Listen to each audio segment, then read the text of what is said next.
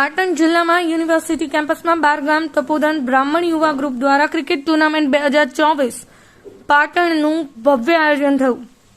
ત્યારે ક્રિકેટ ટુર્નામેન્ટના 8 ગામના ક્રિકેટર્સોએ ભાગ લીધો હતો. એ ક્રિકેટ ટુર્નામેન્ટમાં તપોધન બ્રાહ્મણ સમાજના અનેક પ્રમુખ તથા સમગ્ર યુવાન મિત્રોએ સુંદર આયોજન કર્યું હતું.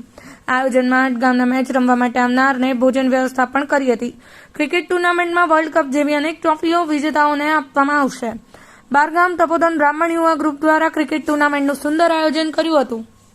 Bureau report, Patan news 24, Patan.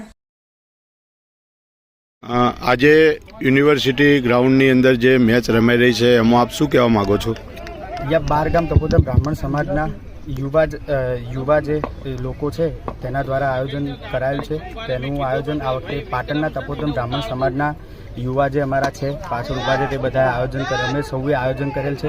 અને અહીંયા પાટણ તપોધન બ્રાહ્મણ સમાજના ગુજરાતના 12 ગામ છે.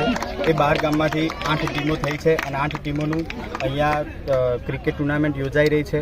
અને ક્રિકેટ ટુર્નામેન્ટનું આયોજન પાટણ તપોધન સમાજ દ્વારા કરવામાં આવ્યું છે અને 2 દિવસનું આયોજન છે.